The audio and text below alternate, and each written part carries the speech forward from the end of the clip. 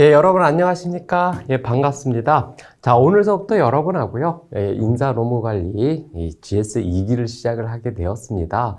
자, 오늘 시작하는 이제 2기서부터는요, 여러분께서 연기와 1기를 통해서 나름대로 그 지식 체계들을 쌓았다라고 한다면요, 이제는 이제 실전을 위해서 조금씩 준비하기 시작하는 단계다라고 생각을 하실 수 있고요. 그래서 GS 2기다라고 하는 것은요, 세세한 내용들을 다 다루기보다는요, 핵심적으로 이야기되어지는 이제 몇몇 내용들을 통해, 그리고 모의고사를 통해서 여러분께서 그동안에 공부했던 내용들을 재확인을 하면서 그와 함께 내가 가지고 있는 그 지식 체계를 어떻게 풀어가느냐라고 연습하는 그러한 시기로서 이제 생각을 하시면 되고요.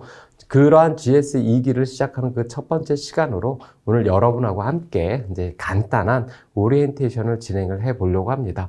자, 항상 이야기 드리는 것처럼 제 메일은 이렇게 있고요. 이 메일을 통해서 여러분께서 이제 어떤 질문 사항이나 아니면 뭐 첨삭이 필요한 것이나 여러 가지에 대해서 이 메일을 통해서 저하고 컨택을 할 수 있고요.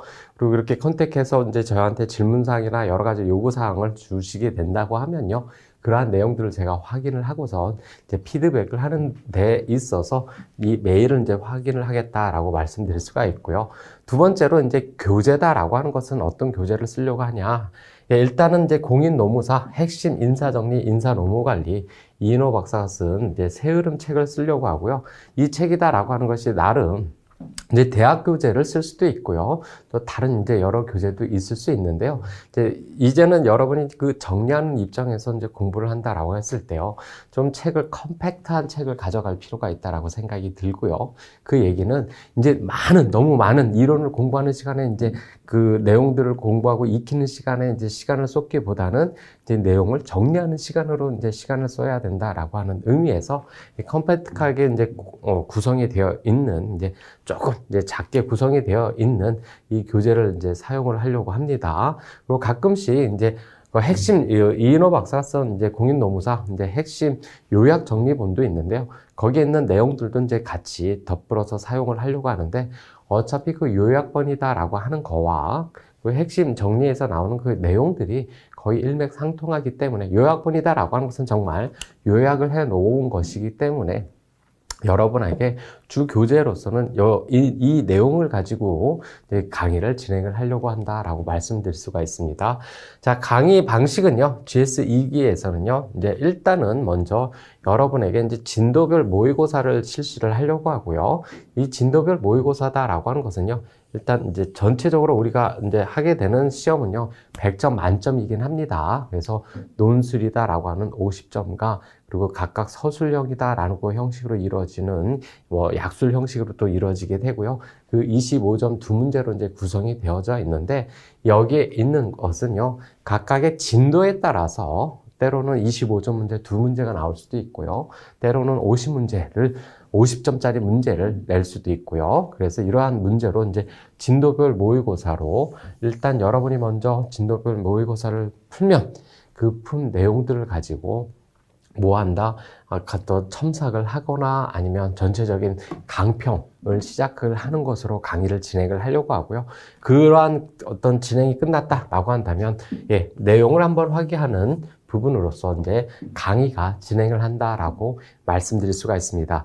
이렇게 두 부분으로 나누어서 이제 진행을 하는 이유는요. 일단은 강의를 통해서 뭐를 다시 재정립해 본다. 내가 공부하고 있는 그 이론들이 맞게 잘 공부가 되어졌는지, 그리고 정확히 확인이 되어질 수 있는 것들이 무엇이 있는지를 확인하는 시간과 그리고 정리하는 시간으로 강의 이론을 진행을 할 거고요. 그와 함께 진도별 모의고사를 통해서 뭐를 이야기하려고 한다.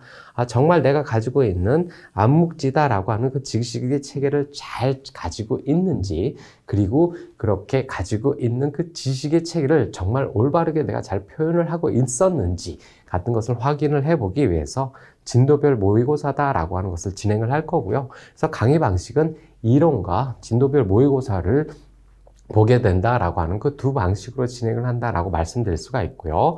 그와 함께 이제 진도별 이제 모의고사가 나왔다라고 하면요. 이제 오늘은 이제 진도별 모의고사가 없습니다.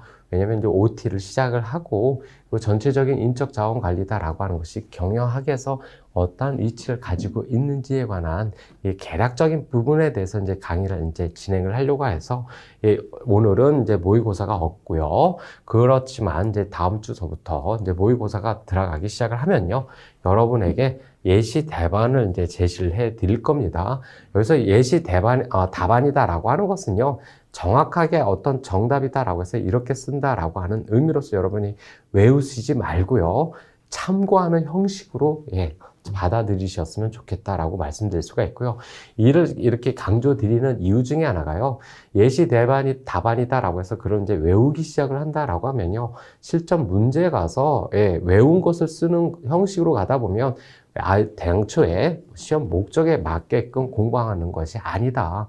왜냐하면 시험에서 외우는 것을 쓸 수 있을 만큼 어떤 정신적이나 시간적 여력이 없기 때문에 예시 답안이다라고 하는 것은요, 내가 가지고 있는 지식 체계와 잘못된 것이 어떤 것이 있는지를 확인하는 것으로 여러분이 사용을 해야지, 그것은 이제 외운다라고 하는 형식으로 공부를 하시면 안 되고요.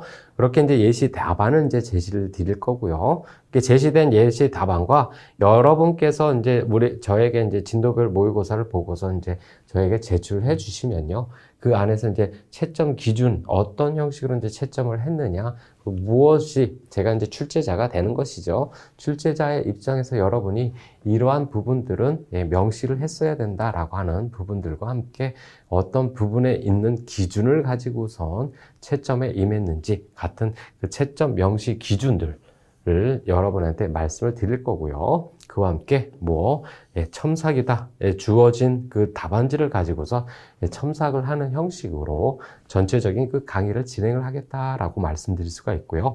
그와 함께 시험 시 여러분한테 꼭 이제 부탁드리는 것은요, 일단은 뭐 하셔야 된다? 시험 볼 때는 반드시요, 클로즈북, 그러니까 여러분이 책을 오픈북으로, 이것은 지금 정리하는 기간으로 쓰여지긴 하지만 이는 강의를 통해서 정리를 하는 것이지 시험을 통해서 정리를 하는 것이 아니기 때문에 이 시험 시간에는 나름대로 시간을 재면서 클로즈북으로 해서 답안을 작성하는 그러한 연습을 하시길 바랍니다. 라고 이제 당부를 드리면서 전체적인 이제 강의 방식은 이렇게 진행을 하겠다라고 말씀드릴 수가 있습니다. 자, 그러면요, 이제 여러분하고 답안 작성 요령에 관해서 이제 이야기를 하려고 하는데요. 일단 기본 사항으로 여러분께서 시험을 보게 된다라고 하면 어떤 기본 사항들을 이제 기억을 해 두셨으면 좋겠느냐라고 하는 그 나름대로의 내용들을 여기서 이제 이야기를 하고 있고요. 이제 여러분이 잘 아시고 있는 것처럼 이제 50점 문제 한 문제가 출제가 되죠. 그리고 25점 문제 이제 두 문제가 출제가 되는데, 보통 이제 16페이지 정도로 이제 작성을 하시는 것들을 뭐한다? 추천을 드린다라고 이야기를 할 수 있고요. 이 16페이지를요, 몇 분 안에, 100분 안에 이제 쓰여지는 것을 이제 기억을 해 두셔야 된다라고 말씀드리고, 그와 함께 이제 답안을 작성을 하실 때 시험을 한번 쭉 다 훑어보겠죠. 그랬을 때 문제의 사이즈와 그리고 배점을 고려해서 어떤 문제서부터 이제 풀어야 되느냐라는 것을 생각을 하실 필요가 있다. 즉, 문제는요, 1번서부터 이제 순서대로 풀어 가실 수도 있고요. 때로는 이러한 3번 문제 자체가 내가 더 익숙한 문제고 빨리 풀 수 있다라고 한다면 3번 문제를 먼저 풀 수도 있고요. 즉, 각각에 대한 이제 배율을 자기 자신이 조절을 해서 문제를 이제 작성을 하셔야 된다라고 말씀을 드릴 수가 있습니다. 자, 이렇게 이제 답안지를 받고 나서 여러분께서 이제 꼭 기억을 해 두셔야 될 것이, 출제자가 그 답안에서, 그러니까 문제지에서 무엇을 원하고 있는지에 대해서 이제 명확하게 파악을 하실 필요가 있다. 어떤 이제 답안 같은 거를 읽고서요, 그 답안이 논하시오를 이야기하고 있는 것인지 아니면 단지 기술하시오, 설명하시오라고 하는 것을 이야기하고 있는 것인지에 대해서 정확하게 파악을 하셔야 된다. 왜냐하면 논하시오라고 이야기를 한다면 이는 자신이 가지고 있는 논리 체계를 가지고선 사람들을 뭐 하셔야 됩니까? 설득하는 형식으로 답안을 작성하셔야 되는 것이고요. 반면에 설명하시오, 기술하시오라고 이야기가 나왔다라고 한다면 이는 논하시오라고 이야기하는 거하고 틀리게 그 내용에 대한 그 핵심적인 부분들을 내가 알고 있는 언어 체계로서 표현해 간다라고 하는 것으로 들어가기 때문에 그렇다라고 말씀드릴 수가 있고요. 그래서 항상 답에 대해서 논하시온지 설명하시온지를 잘 파악을 하셔서 답안을 작성을 하셔야 된다라고 말씀드릴 수가 있고요. 그리고 실질적으로 이 설명하시오보다는요, 논하시오라고 되어지는 문제가, 그쵸? 더 이제 50점에 100점에 가는 이제 문제들로 구성이 되어질 수 있다라고 말씀드릴 수가 있고, 그만큼, 그죠? 노력이랑 시간이 많이 이제 소요되어진다라고 이야기할 수가 있기 때문에, 괜히 설명하시오라고 하는 것을 잘못 읽어서 논하시오라고 한다면, 아까운 시간들을 빼먹을 수도 있다. 라는 것들을 이야기를 드릴 수가 있고요. 그와 함께 설명하시오라고 썼는데 굳이 논하시오라고 썼다라고 해서 점수가 좋아지는 건 아니다라는 거 기억을 해 두시길 바라고요. 그래서 정확하게 출제자가 어떠한 디렉션을 내고선, 지시를 내고서 우리에게 답안을 쓰기를 바라고 있는지를 정확하게 잘 파악을 하실 필요가 있다라고 말씀드릴 수가 있습니다. 자, 그리고 그와 함께 답안을 작성하실 때 여러분이 좀 기억을 해 두셔야 될 것이요. 내가 알고 있는 내용들을 단순하게 그냥 나열나열 쓰는 형식으로 해서는 좋은 점수를 받을 수가 없다라고 말씀드릴 수가 있고요. 이는 우리가 논술인 이제 뭐라고 얘기했습니까? 주관식 시험이다라고 말씀드렸습니다. 이 논술인 주관식 시험이다라고 하는 것은 뭘 의미하느냐? 그 근본적으로 출제자가 이야기한 그 의도대로 그 출제자를 뭐 할 수 있느냐? 설득시킬 수 있느냐, 납득시킬 수 있느냐라고 이야기되어지는 것이 답안 작성의 중요한 내용이기 때문에 여러분께서 단순하게 암기 형식으로 답안을 작성해서는 이 출제자들이 얼마나 그 내용들을 잘 알고 있겠습니까? 그러니 이런 암기 형식으로 써봤다라고 하면 금방 출제자들은 얘 뭐 형식으로 공부했구나 라는 것을 파악할 수 있다. 그래서 중요한 것이 뭐다? 자신이 이해하고 자신이 알고 있고 자신이 표현하는 그 문장으로 써가야 된다. 그래서 여러분한테 공부를 하실 때 단순 암기 형식으로 공부를 하는 것이 아니라 전체적인 구조를 가지고 그 구조를 내가 쭉 나열할 수 있는 형태로 쭉 체계화시켜서 쓸 수 있는 형태로 공부를 하셔야 된다라고 하는 것이 이러한 이제 출제자 의도에 따라서 답안 작성하는 그 연습 중에 하나다라고 말씀을 드릴 수가 있습니다. 그와 함께 이제 정확하게 또 이야기 되어지는 것이요. 논리적 흐름을 가져야 된다라고 이야기를 할 수 있고요. 이건 무척 이제 당연한 얘기겠죠. 답안을 작성하는데 어디에서 이 이론이 많다라고 하더라도 이 이론을 갑자기 내가 써여 있던 내용들하고 동떨어져 있는 이론이 갑자기 들어온다 라고 한다면 이게 왜 들어온 거야 갑자기? 라고 이제 글을 읽는 사람들이 그렇게 읽다 보면요. 뭐 한다? 집중력이 흐트러진다 라고 이야기할 수 있고, 집중력이 흐트러진다 라고 하는 것은 어떤 의미를 가지고 있습니까?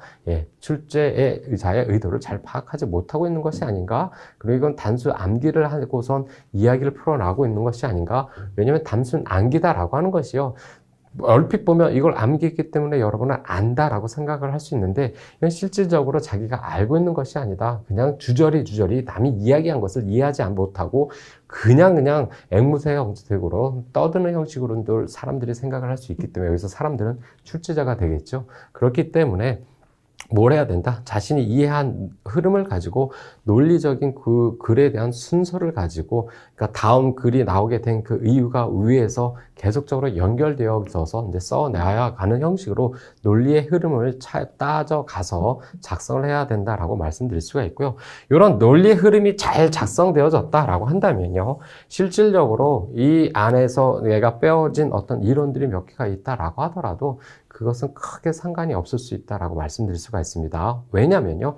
내가 주장하는 바라라고 말씀드렸죠. 글로써 주장을 해서 설득을 시킨다라고 했을 때 그 설득을 당했다라고 하면 이제 좋은 답안으로 이야기가 되어지는 것이고요. 만약에 이것이 설득되어지지 않았다라고 한다면요. 아무런 많은 내용이 있다 하더라도 그 답안 자체는 중요한 내용들을 담지 못했다라고 이야기를 들을 수가 있기 때문에 이런 이제 논리적인 흐름을 가지고선 이야기 되어져야 된다라고 말씀드릴 수가 있고, 그와 함께 이제 답안을 작성하실 때 보통 이제 어떤 표현을 쓰게 되냐면 나의 확실한 의견을 피력을 하기 위해서 그리고 이거는 확실한 내용이다라고 하는 내용들을 이야기를 하기 위해서 뭐 반드시 항상 뭐 이러한 극단적인 이제 표현들을 쓰시는 분들이 있는데요.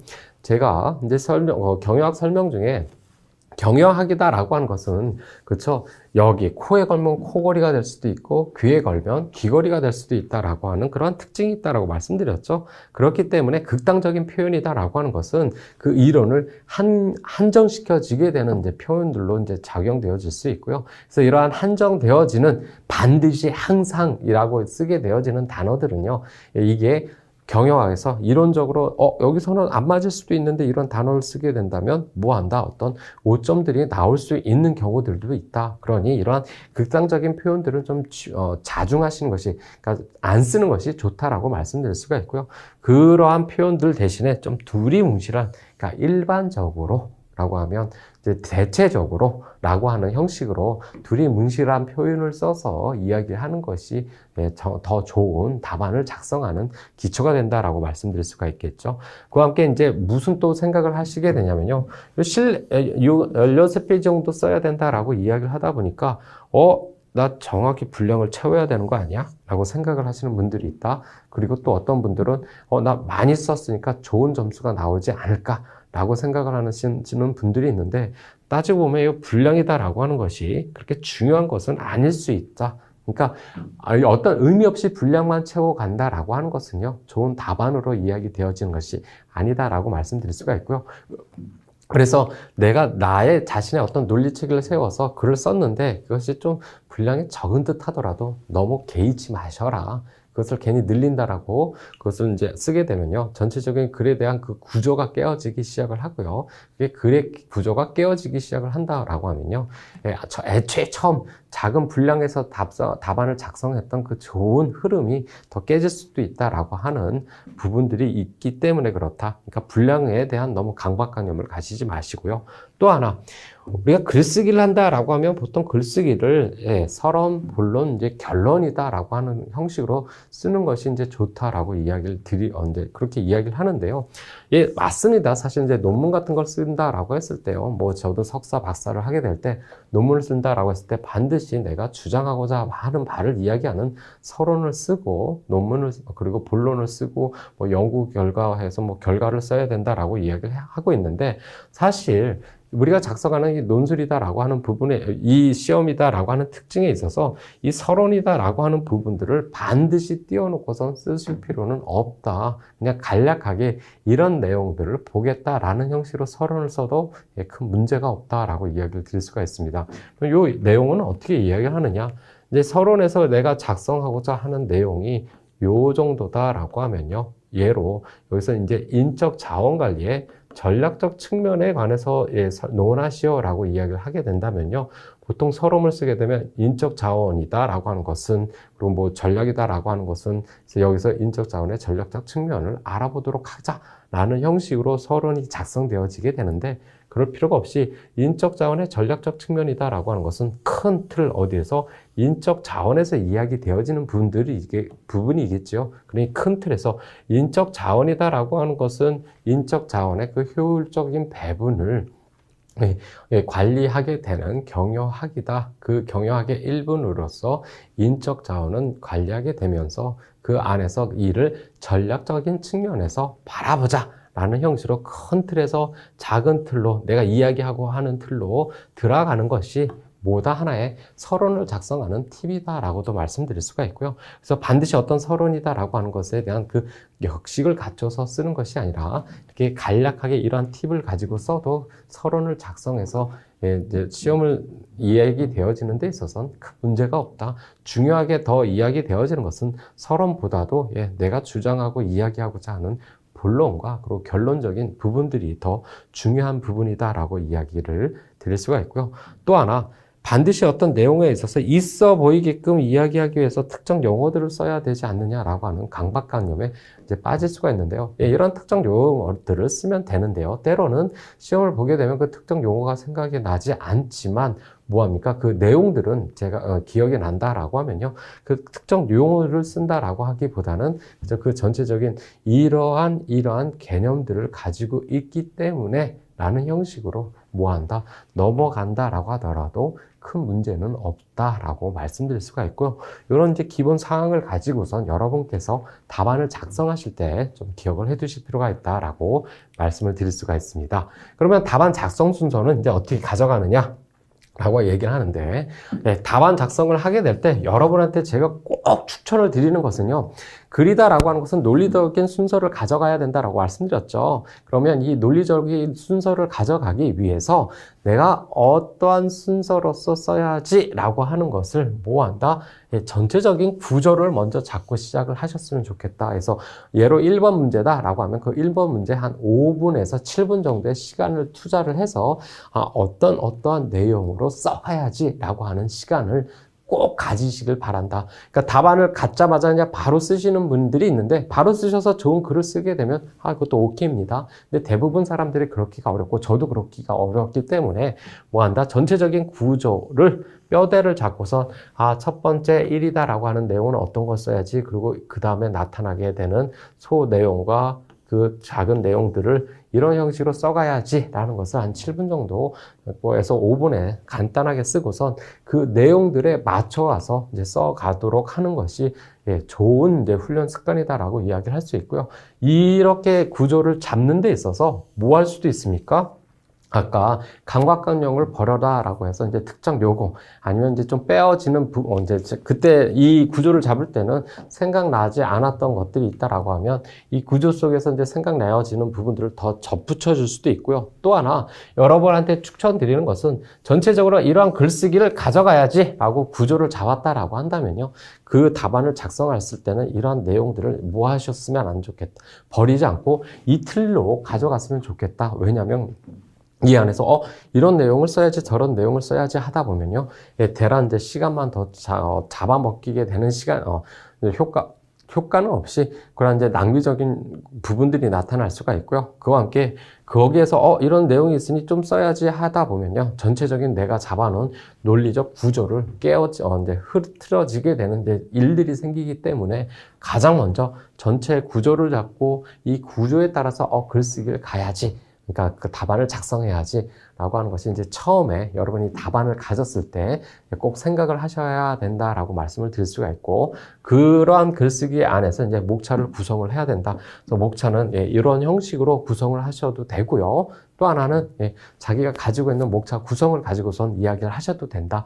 단지 여러분한테 이제 말씀을 드리는 것은요, 뭐 한다? 출제자나 글을 읽는 사람이 대제목, 그 다음에 중제목, 소제목으로 가는 것이구나 라고 하는 것을 명확하게 인식할 수 있게끔 답안을 작성하는 것이 좋은 효과적인 논술 답안 작성법이다 라고 이야기를 할 수가 있고요. 또 하나, 한도 끝도 없이 생각 없이 글을 쓰게 되면 문제가 된다. 그러니까 정확하게 1번 문제가 50점이다 라고 하면 이 50점에서 내가 얼마만큼을 100점을 가져가야지. 그래서 구조를 잡는데 5점을 가져가고 그 안에서 서론이 쓰게 된다면 서론에 몇 분, 그러니까 여기서 5분을 가져가고 그 다음에 몇 분, 그 본론에 대해서는 몇 분, 그리고 이제 결론이다 라고 하는 것에 대해서 몇 분씩 가져가야 되겠구나 라고 하는 것에 대해서 꼭 뭘 하셔야 된다. 구분을 하시고선 시간 배분에 따라서 글쓰기 연습을, 그러니까 글 작성하는 연습을 하시길 바란다라고 말씀을 드릴 수가 있고요. 그와 함께 문제를 이제 번호로 매기고 이제 간단한 문제 내용을 쓰게 된다라고 이야기를 하고 있는데요. 이는 어떤 이야기를 하고 있느냐? 여러분에게 이제 1번, 2번, 3번이다라고 하는 문제가 나왔다라고 했을 때 반드시 1번서부터 문제를 풀 필요는 없다라고 말씀드렸죠. 그런 의미에서 문제에 있어서 어떤 문제에 대한 답안을 쓰느냐라고 하는 것을 뭐 하고 있는 것이다? 명시해 줘야 된다. 그리고 그러한 명시하는 것 중에서 2번은 그 전체적인 이제 그 2번에 대한 문제들이 있을 수 있겠죠. 근데 그 문제들을 다 이제 쓰는 것이 아니라 이러한 문제에서 이러한 내용들을 요구하고 있다. 그래서 이거에 대한 문제를 제가 풀고 있다라고 하는 것을 모아주기 위해서, 알려주기 위해서 이렇게 문제 번호를 쓰고 간단한 문제 내용을 구성해서 답안 작성을 하시는 것이 좋다. 라고 말씀드릴 수가 있고, 그리고 이제 1번 문제가 끝났다라고 하면 그 안에 이제 그 문제에 대해서 뭐 한다? 끝이다 라고 하는 것을 꼭 작성을 해 주셔야 된다. 그래야지 출제자가 전체적인 내용이 끝났구나 라고 하는 것을 이해를 하고요. 그리고 이제 3번 문제니까 전체 문제들이 다 끝나고 나선 그 안에 모든 문제가 끝났다 라고 하는 이하 여백이다 라고 하는 내용들을 써줌으로 인하여 전체적인 나의 답안 작성이 끝냈다 라고 하는 것을 명시할 필요가 있다라고 하는 부분, 이러한 것에 대한 그 답안 작성 순서를 기억을 해 두시고요.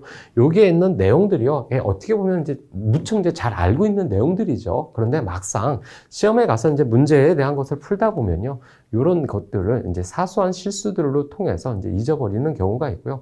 이러한 사소한 실수다라고 하는 것은요, 기본적으로 지켜져야 되는 것들임에도 불구하고 실수함으로 인하여 괜한 무엇을 단점을 받지 않는 것으로 생각을 해 두시길 바라고요. 그래서 이런 끝, 이하, 여백 같은 것들, 그리고 목차 구성, 그 문제를 위한 번호나 이러한 부분들에 대한 그 사소한 것들 이제 지키시길 바란다라고 말씀드리면서 답안 작성 순서에 관해서 이야기를 끝났다. 그래서 처음에 오리엔테이션이다라고 하는 부분에 있어서는요, 강의는 어떻게 진행을 할 것인지, 그리고 그 강의 안에서 이제 무엇에 대해서 답안 작성에 관해서 이제 여러분한테 말씀을 드렸습니다.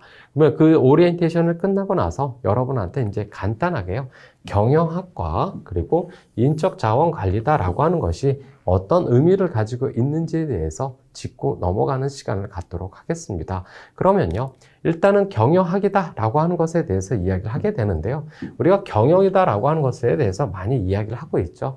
경영이다라고 하는 것은 무엇을 얘기합니까? 그렇죠? 의사결정을 하는 과정이다라고 이야기를 하게 됩니다. 근데 이 의사결정 과정이다라고 하는 것은 어떤 의미로서 접근을 해야 되느냐? 이러한 의사결정이다라고 하는 것이 왜 필요하느냐라고 하는 문제에서부터 시작을 하게 되고요. 이런 의사결정이 필요하다라고 하는 것은요, 우리가 가용할 수 있는 자원이다라고 하는 것이 뭐 할 수밖에 없다. 제한되고 한정되어질 수밖에 없다. 그러니 이러한 자원들을 모아자 잘 활용을 해야 되겠다라고 하는 그 의사결정이 필요하고요. 그러면 이러한 자원이다라고 하는 것이 어디에서, 즉 내가 속해져 있는 조직 내에서 각각의 그 자원들을 바라보는 가치들이 틀릴 수 있으니 뭐다, 그 각각의 조직에 따라서 자기들이 생각하는 중요한 자원들을 효율적으로 관리하는 그 의사결정의 과정이다라고 이야기되어지는 것이 경영이다라고 이야기를 할 수가 있습니다. 즉 경영이다라고 하는 것은 제한된 자원을 뭐에 맞게, 조직의 목표에 맞게 최적 배분하는, 여기서 이제 최적 배분이다라고 하는 것은 효율성과 효과성이다라고 하는 부분을 따져서 의사결정을 하게 되는 부분을 경영이다라고 이야기를 할 수가 있고요. 이러한 경영이다라고 하는 것을 공부하는, 연구하는 학문이 뭐다?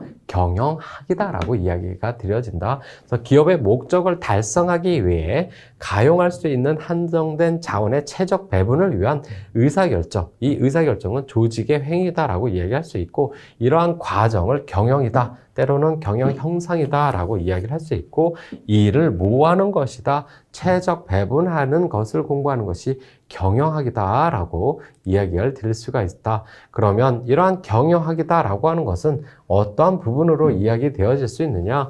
우리가 흔히들 input, 프로세스, 아웃풋이다라고 이야기가 드려지는 이러한 시스템적 관점에서 이야기가 되어진다. 경영학이다라고 하는 것은 자원의 관리이기 때문에 이 투입 요소에 자원이 어떠한 자원들이 들어올 수 있느냐라고 하는 것을 이야기를 하게 되고요. 이렇게 들어오게 되어지는 자원이다라고 하는 것은 이미 우리가 잘 알고 있는 것처럼 유형의 자원과 무형의 자원이다라고 하는 것으로 들어오게 된다. 그 들어온 자원들을 그냥 내보내는 것이 아니라 가치 부가적인 활동, 즉 변환 과정을 통해서 거기에 대해서 덧붙여지는 가치 활동을 통해서 뭐를 산출을 가져가게끔 하는 일련의 과정을 우리가 경영학이다라고도 이야기를 할 수 있고요. 이러한 산출 요소로는 뭐와 뭐가 있다? 재화와 서비스다라고 하는 것이 있다. 그러면 이 재화와 서비스다라고 하는 것이 애초에 들어왔던 로우 머테리얼에서 가치 있는 것으로 변화하게 된다라고 이야기할 수 있고, 그 가치 있는 것으로 변화하기 시작을 하는 것을 변환 과정이다라고 이야기를 하며, 이 변환 과정이다라고 하는 것은 크게 기업 활동이다라고 하는 거와 관리 과정 활동이다라고 하는 것으로 나뉘어서 이야기가 되어진다라고 말씀을 드릴 수가 있겠죠. 그러면 기업 활동이다라고 하는 것은요, 그렇죠? 뭐에 관해서 이야기를 하느냐? 들어오는 자원적 그 특성에 관해서 이야기가 되어지는 것이다 라고 이야기를 할 수 있고요. 그래서 재무활동, 돈에 관한 거, 생산활동, 뭐에 관한 이제 머터리얼이나 원재료에 관한 것들, 뭐 인사활동, 우리가 이제 공부하게 되는 조직, 인적 자원 관리에 관한 활동들, 그리고 마케팅, 어떤 상품을 팔게 되는 활동들에 관한 것이 기업 활동이다라고 하는 것으로 이루어진다라고 이야기를 하게 되고요.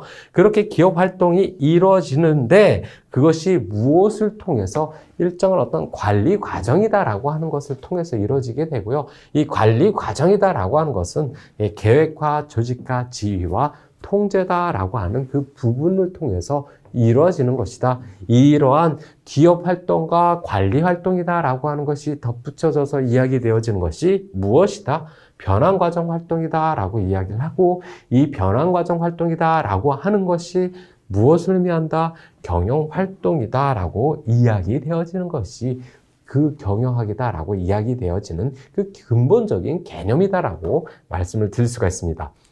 그러면 이러한 경영 환경이다. 즉 이제 경영 활동에 관해서 이야기를 했다라고 하면요. 그럼 그 경영 활동을 하는 데 있어서 뭐하는 영향을 주게 되는 요인들이 있고요. 이 영향을 주게 되는 요인이다라고 하는 것은 무엇을 의미한다? 경영 환경이다라고 하는 것으로 이해가 되어 말씀을 드릴 수 있다. 이 경영 환경이다라고 하는 것은 경영 성과에 영향을 미치는 것이다. 근데 이 영향을 미치는 것이 기업 조직 내부에서도 영향을 미치는 요소들이 있을 수 있고, 기업 밖에서 외부에서도 영향을 미치는 요인들이 있으며, 그래서 기업 내외의 요인이다라고 하는 표현을 쓰며 기업 조직 영향을 미치는 모든 상황적 요소다. 그러니까 내외적 뿐만 아니라 그 안에서 경영 활동과 영향을 주면서 상호작용을 하게 되는 여러 간의 주변 상호 활동의 영향 요인을 뭐라고 얘기를 한다? 그렇죠. 우리는 경영 환경이다라고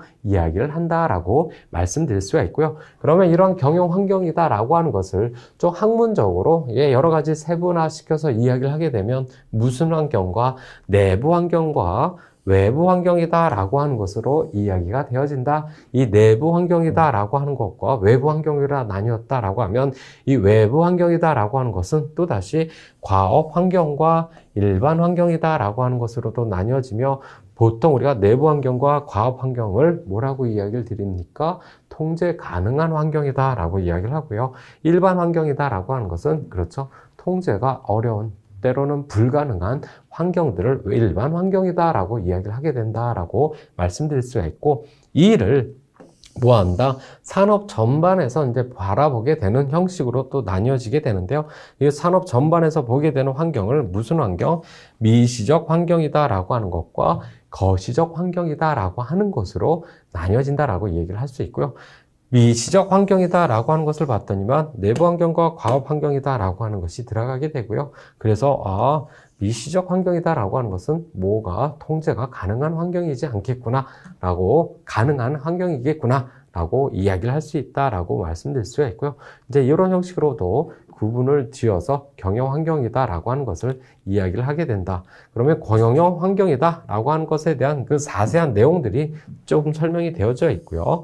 거기서 내부 환경이다라고 하는 것은 기업의 경계선 안에서 기업 성과에 영향을 행사하는 모든 요소를 이야기를 하게 되고요. 작업프로 공장 배치부터 시작해서 보십시오. 보상제도, 그리고 그렇죠. 조직 구조, 조직 문화, 자원 이런 것이 내부 환경적인 요소로 이루어지고 있다.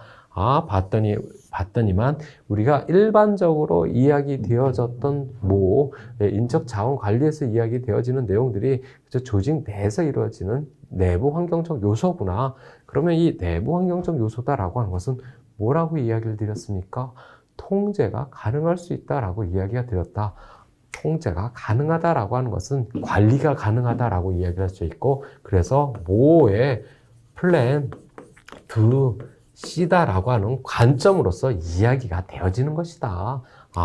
플랜 두 C다라고 하는 것은 우리가 관리 과정이다라고 하는 것에 있어서 계획과 조직과 지휘, 통제다라고 이야기를 했고요. 이를 간단한 내용으로도 플랜 두 C라고도 이야기를 하게 된다. 이러한 부분으로서 이야기가 되어지기 때문에 인적 자원 관리에서 그렇죠? 플랜 두 C다라고 하는 그 적용에 관한 부분들이 나올 수밖에 없겠구나 라고 이야기를 드릴 수가 있는 것이죠. 자, 외부 환경이다라고 하는 것은요, 기업 경계성 밖에서 성과의 역량을 행사하는 모든 의미를 이야기를 하고요. 그래서 과학 환경과 일반 환경으로 구분된다. 그리고 미시적 환경이다라고 하는 것은 기업이 속한 주요 구성 요소들의 의미. 그래서 경쟁자, 소비자, 유통기관, 원재료 공급업자 이런 것들이 있다라고 이야기를 하고요. 거시적 환경이다라고 하는 것은 어떤 정치 성향을 우리가 통제할 수 없죠. 법률적인 거와 경제적인 거와 인구 변화 같은 것들을 어떻게든지 우리가 통제할 수 없으니 이러한 것들이 경영 환경에서 이야기되어지는 거시적 차원이다라고 말씀을 드릴 수 있다. 그러면 우리가 경영학이다라고 하는 것을 이야기를 하면서 최적 배분이다라고 하는 것을 이야기를 했죠. 이 최적 배분이다라고 하는 것에 있어서 뭐를 이야기하느냐? 효율성과 효과성이다라고 하는 것이 빠지지 않는다. 이 효율성과 효과성이다라고 하는 것은요, 인풋과 프로세스와 그리고 아웃풋이다 라고 했을 때 우리가 흔히들 효율성이다라고 하는 것은 생산성이다라고도 이야기를 할 수 있고, 인풋의 아웃풋이다라고 하는 부분으로 자원의 활용 과정, 어떤 활용 정도에 관한 것을 이야기하는 것이 효율성이다. 반면에 효과성이다라고 하는 것은요, 뭘 얘기한다? 유효성이다라고도 이야기를 하고, 고객 만족도는 조직의 목표의 달성 정도. 효과성이다라고 하는 것은 목표가 있다라고 한다면 그 목표에 대한 달성 정도다라고 하는 것으로 이야기되어진다. 그러니 인풋과 아웃풋이다라고 하는 데 있어서의 자원의 활용 정도다라고 한다면 자원은 어디에서 들어오는 겁니까? 인풋에서 프로세스로 들어오게 되는 것이지요. 그러니 여기서 효율성이다라고 하는, 그렇죠? efficiency다라고 하는 그 개념들이 들어가기 시작을 하는 거고요.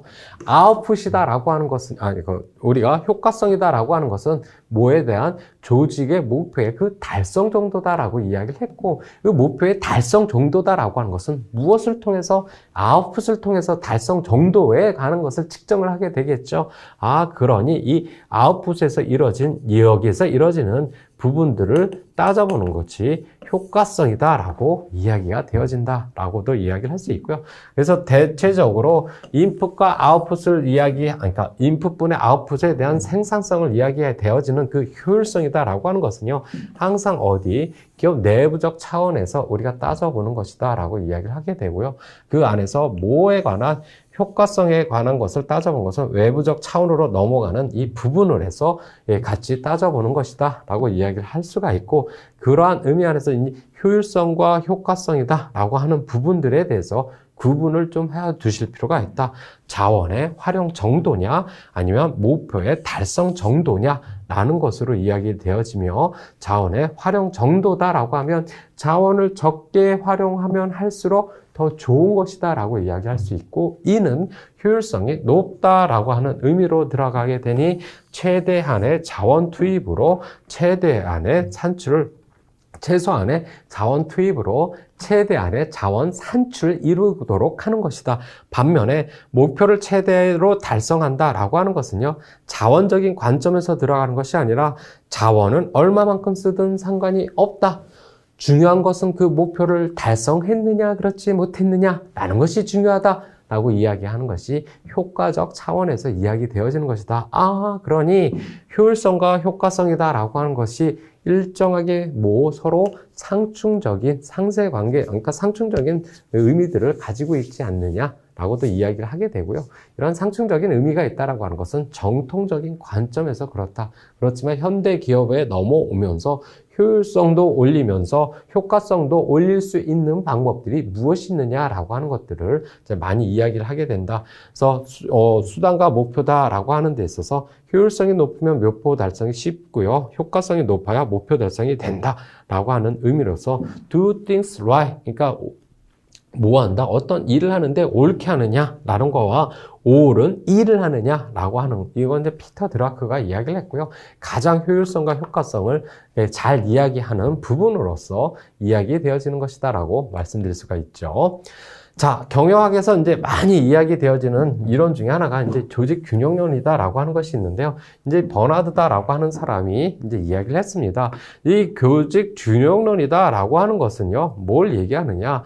일단 조직이죠. 조직이다라고 하는 것은 각각의 종업원들 및 여러 이제 사람들이 모여져 있어서 협동 체계로 이루어진 것이 우리가 조직이다라고 이야기를 할 수 있고, 이 조직이다라고 하는 것을 정의를 내린다라고 하면요, 뭐라고 이야기를 할 수 있습니까? 2인 이상이 공통된 목적을 가지고선, 그쵸, 지속적으로 상호작용을 하는 것을 우리가 조직이다라고 이야기를 합니다. 이 조직이다라고 하는 그 개념적인 정리는요, 뭐 집단이다라고 하는 정리에서도 동일하게 쓰여지게 되는데, 이렇게 모여져 있는 협동 체계에는 그냥 모여진 것이 아니라 뭘 해야 된다? 종속과 발전이다라고 하는 그 목적을 가지고 있다라고 이야기를 할 수가 있고요. 이러한 목적을 이루기 위해서, 종속과 발전을 이루기 위해서 뭐를 이야기하고 있느냐? 버나드는 대내적 균형이다라고 하는 것을 달성을 해야 된다라고 이야기를 하고 있다라고 이야기를 할 수 있습니다. 즉, 기업이 있습니다. 그러면 이 기업이다라고 하는 것은 누구를 통해서?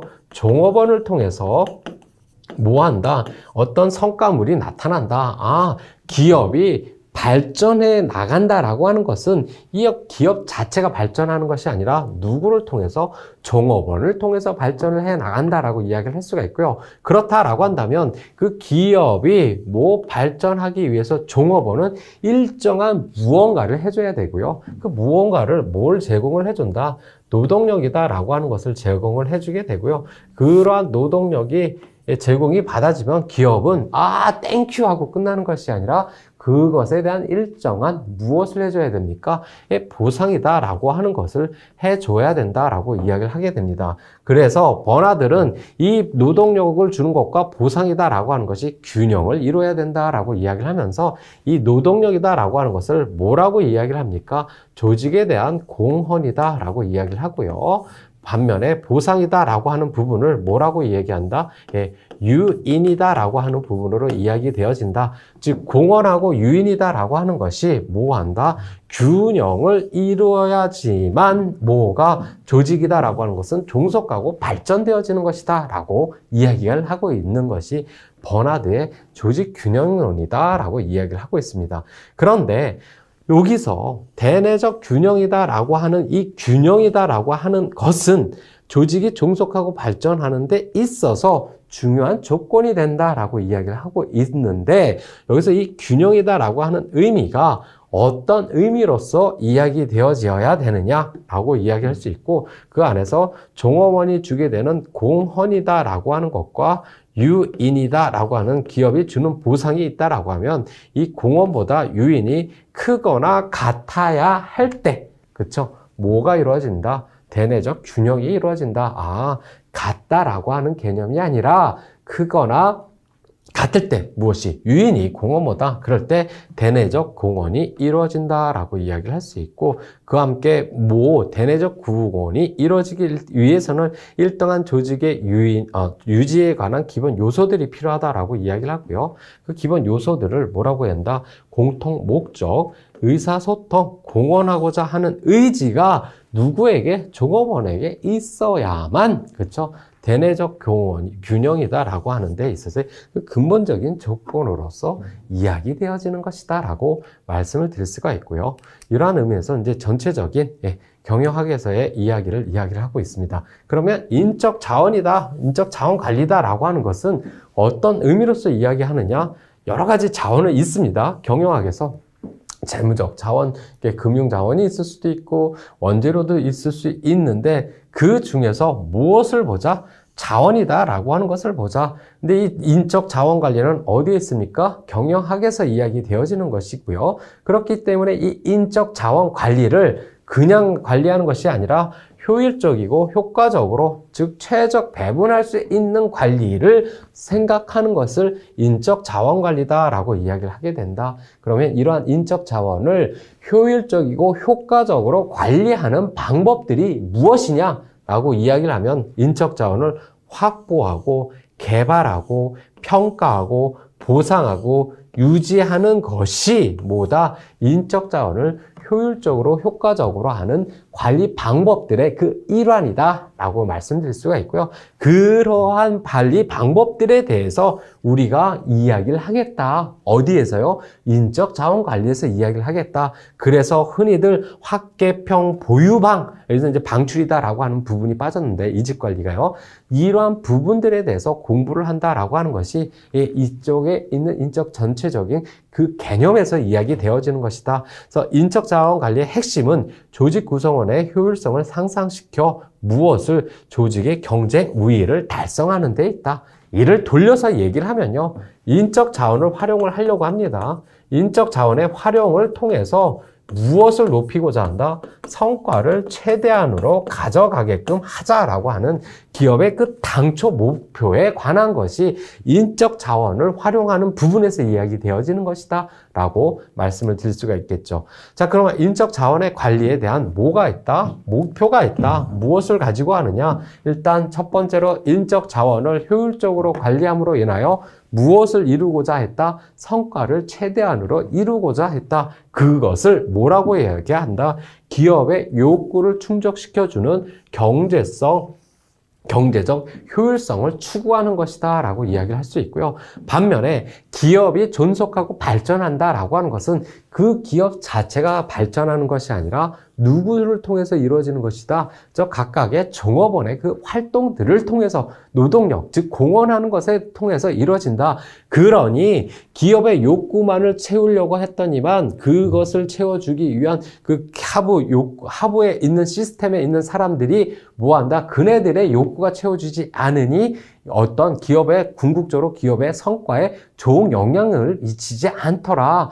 그러니 모두 생각을 해야 된다. 각각의 그 구성원에 있는 욕구도 생각을 해야 된다. 즉 근로자의 욕구도 충족해 줘야 되는 사회적 효율성이다라고 하는 것들을 뭐한다? 동시에 추구하고자 라고 하는 것이 인적 자원 관리에서 이야기를 하는 것이다. 그래서 기업의 욕구로는 우수한 인재를 확보하고 유지하는 욕구로 노동에 대한 성과를 극대화시키는 것뿐만 아니라 이제 근로자의 욕구로 해서 그 근로자들의 보살핌, 처우 여러 가지 걸 통해서 뭐한다? 인적 자원 개인의 만족을 충족시켜 주는데 문제는 경제적 효율성과 사회적 효율성이다 라고 하는 것이 서로 보완적인 관계가 있을 수도 있지만 때로는 서로 간의 경쟁적인 관계로서도 나타나게 된다. 이 경쟁적인 관계로 나타나는 부분들을 뭐해주자, 관리해주자라고 하는 측면들에 대해서 우리가 이야기를 했었다라고 말씀을 드릴 수가 있겠죠. 자, 그러면 인적 자원의 구성이다라고 하는 것은요, 크게 이제 조달, 개발, 평가와 보상, 유지, 방출이다라고 하는 것에 대해서 이야기를 하고 있고요. 조달이다라고 하는 것은 어떤 일을 해야 하는지 일에 대한 파악인 직무관리와 그 일을 시키기 위한 사원들을 확보하기 위한 확보관리다라고 하는 측면으로 이야기되어지고요. 그와 함께 조직이 존속하고 발전하기 위해서 개발이다라고 하는 것을 실시하게 되는데 그 개발이다라고 하는 것은 단기적 차원인 교육훈련과 장기적 차원인 경력 개발과 그와 함께 이제 전환 배치 승진이다라고 하는 측면으로 이야기가 되어진다. 인적 자원의 평가와 보상이다라고 하는 것은요, 인적 자원의 상대적 가치를 이야기하게 되는 평가와 그것에 따른 보상이다라고 하는 것을 어떻게 주는 것이 공정성과 정당성과 수용성과 신뢰성 같은 것을 확보할 수 있는지에 관해서 이야기하는 것이 인적 자원의 평가와 보상에서 이야기가 되고요. 인적 자원의 유지다라고 하는 것은 동기부여와 산업 안전관리와 보건관리와 노사관계, 즉 좋은 인적 자원을 지속적으로 조직에 머물게끔 하게 되는 그러한 방법에 관해서 이야기되어지는 것이며, 인적 자원이다 라고 하는 방출은요, 이제 어쩔 수 없이 조직 외로 떠나기 시작하는 인적 자원이 나타나게 되고요. 이를 우리가 이제 방출이다 라고 이야기를 할 수 있고, 이를 이제 이직 관리다 라고 하는 부분으로서 이제 접근을 하는 것이며, 이 이직 관리다 라고 하는 것은 자발적 이직과 비자발적 이직으로 구성이 되어진다라고 말씀을 드릴 수가 있겠죠. 자, 그와 함께 이제 모두 함께 이야기를 하느냐? 이제 인사감사다라고 하는 것을 이야기를 하고요. 우리가 조직 안에서 이제 인사 활동들이 일어나기 시작을 하죠. 여러 가지 인사평가나 여러 가지 일이 일어났을 때 그를 뭐 한다? 평가하는 것을 감사다라고 이야기를 하게 되고요. 이런 인사감사다라고 하는 것은요, 대상에 의한 분류와 감사 주체에 대한 분류로 이야기가 되어지는데요. 이 대상에 의한 분류는 어떤 대상을 가지고 있느냐 해서 전사감사와 기능적 지휘 명령체에서 의사소통 이런 것들을 포함하고 있다라고 하는 거와 봄사 감사다라고 하는 것과 그와 모순 감사, 사업소 감사다라고 하는 그 세 측면으로서 이야기되어지고요. 감사를 누가 하느냐라고 하는 데 있어서 내부에서 감사를 이루어지게 하고 외부에서도 감사가 이루어지기도 하고, 때로는 기업 내부 스택과 외부가 같이 합쳐서 이루어지는 합동 감사라고 하는 이러한 세 가지 측면으로서도 이야기가 되어진다라고 말씀드릴 수가 있겠죠. 그 안에서 뭐가 있다? ABC 감사다라고 하는 것이 있는데요. 이 ABC 감사다라고 하는 것은 어떠한 것을 감사하느냐라고 하는 것을 이야기를 하고 있고요. A 감사다라고 하는 것은 경영면을 대상으로 하여 실시하는 감사를 A 감사다라고 이야기를 하고요. B 감사다라고 하는 것은 인사정책의 경제적 면을 대상으로 하여 실시하는 감사를 B 감사다라고 이야기를 하고요. C 감사다라고 하는 것은 실제 효과에 관한 감사를 하는 것이 C 감사다라고 이야기를 할 수 있고요. 그래서 ABC다라고 하는 것이 중요성에 관한 것을 이야기하는 것이 아니라 administrative인지 아니면 budget인지 contribution인지라고 하는 그 앞자를 떠서 ABC 감사다라고 하는 것으로 구분돼서 인사감사다라고 하는 측면들을 설명되어질 수 있다라고 말씀드릴 수가 있겠죠. 자, 인사감사의 실시상의 유의점이다라고 해서 최고 경영자의 적극적 지원과 지지, 특정 개인에 대한 책임 추궁을 배제시켜야 되고, 감사 결과를 경영 정책에 반영하고 감사 결과에 대한 개선 방안을 도출하게 되는 이러한 부분들이 실시상의 유의점으로 따져봐야 된다라고 말씀드릴 수가 있고요. 이러한 부분이 뭐에서 우리가 경영학과 인적 자원 관리는 어떠한 개념을 가지고 있는지에 대한 정체적인 내용의 정리였다라고 말씀드릴 수가 있고요. 자, 이로써 이제 첫째 시간을 마치도록 하고 잠깐 쉬었다가 계속 수업을 진행을 하도록 하겠습니다.